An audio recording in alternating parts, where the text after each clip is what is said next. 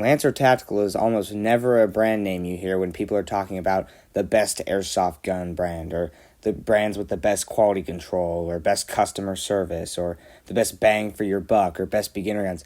Typically, all you hear about Lancer Tactical in the airsoft community is just hate. People hating on the brand and hating the products.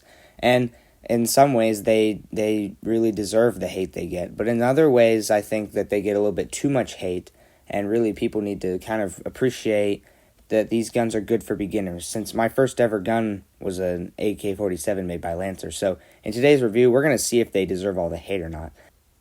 And what better way to start this review than with the unboxing? It comes in a pretty standard box with a piece of foam over top, and once you remove it, you reveal the contents of the box inside. It comes with a standard AK-47 style steel waffled high cap magazine that holds about 500 rounds with that little winding wheel on the bottom. Pretty normal, decent magazine. It also comes with an 8.4 volt 1400 or 1100 mAh Tamiya wired battery, as well as a charger that you can just plug in any standard outlet and charge with, again, the Tamiya connector.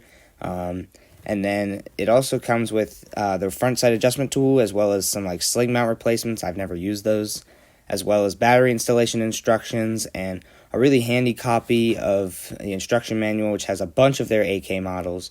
So you have to kind of flip through and find your specific model, but I mean, they include it in case you need it. I didn't really need it, but in case you ever do, it's in there. It tells you how to do certain things like adjust hop up. And then you get down to the gun itself, which feels decent in the hands. This is a $140 gun, so it's nothing crazy, nothing special. It's good for a beginner, though, or somebody who's even experienced who just wants to dip their toes into the world of AKs. But overall, it kind of creaks a little bit. The plastic sometimes feels a bit funky, but it has good battery space. That stock is hollow with all that battery space in there and that easy to remove cover. You don't need a tool or anything. It just slides right off. And overall, it doesn't look terrible, although there is a lot better you can do. And what I love about this gun is it comes with everything you need to get started. The battery, charger, gun, high cap mag, as well as a bunch of .2 gram BBs. Everything you need to get started.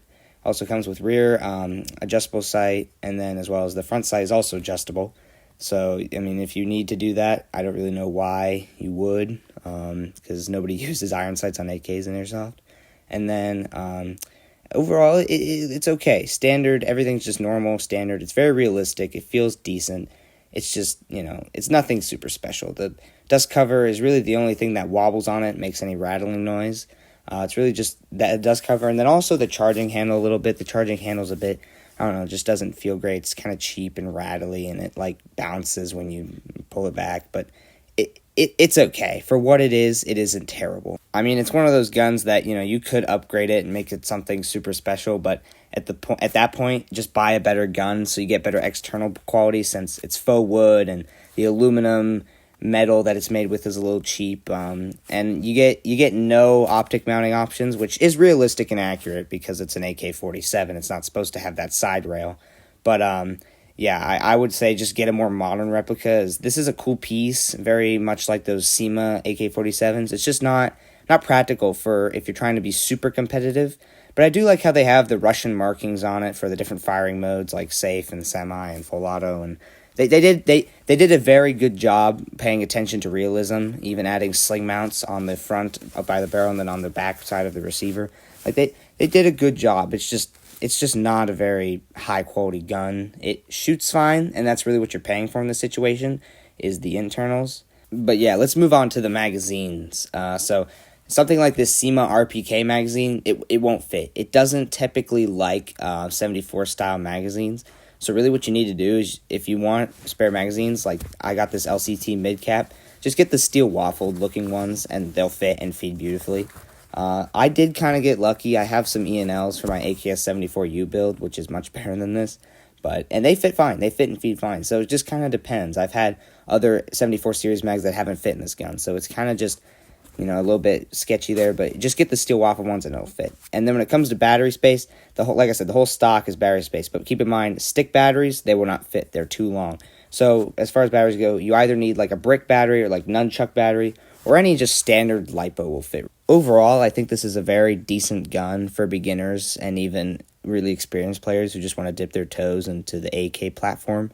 But I mean, like I said, Lancer sometimes has bad quality control, as it's not a huge deal, but like the charging handle on mine came scratched like out of the box. And so sometimes, there are some things you have to hate Lancer for since it came up scratched, but there are a lot better other AK style guns you can get out there for not that much more money, and these right here are great examples of that. But let's move on to the shooting demo part so we can see how it shoots, because like I said, you're paying for the internals on this gun because it's actually got a pretty good rate of fire. The trigger's actually pretty snappy. It feels good. It's a good shooting gun. It shoots decent with decent range and decent accuracy.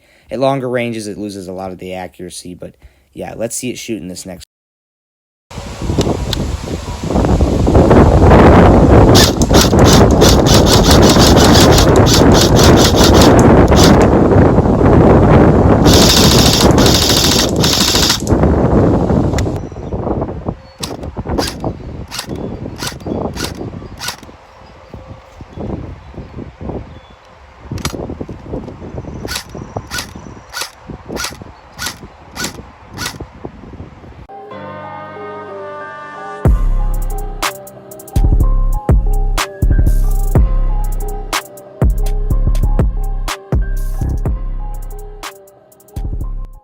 So while you can surprisingly throw BBs to almost 200 feet out with this thing, the effective range on it is more like 150 feet.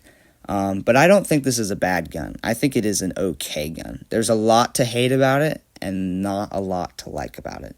When you're talking from the perspective of someone who's made an upgrade to a much higher quality gun, who has higher quality guns, if you're just a beginner, this gun is really all you need. Or even if you're an experienced player just looking to dip their toes into the world of the AK platform, this gun is also good for that as a starter.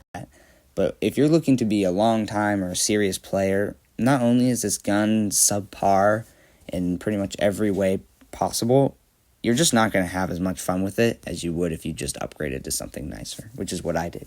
I think the reason Lancer Tactical gets a lot of hate from the community is because their price to quality ratio is just not the best compared to other brands. A lot of times when it comes to Lancer guns, for the same price or not much more, you can get something that's a much more well-respected brand, a much more higher quality product, usually for not much more money. So I think that's the reason that they get a lot of hate, and a lot of times Lancers aren't as common as other brands. I've never seen another Lancer AK at a field, but I've seen SEMA AKs before, so I mean, if you're just a beginner, they're not terrible, but the reality is the only way I can recommend a Lancer Tactical gun to somebody brand new is if they have a really strict budget and they manage to snag themselves a Lancer Tactical for cheap compared to other brands. But with that being said, thanks for watching, and hopefully this kind of helps, educate people on why Lancer isn't terrible, but it's really not the best out there. But with that being said, thanks again for watching, and like the video and subscribe, and that's all I have.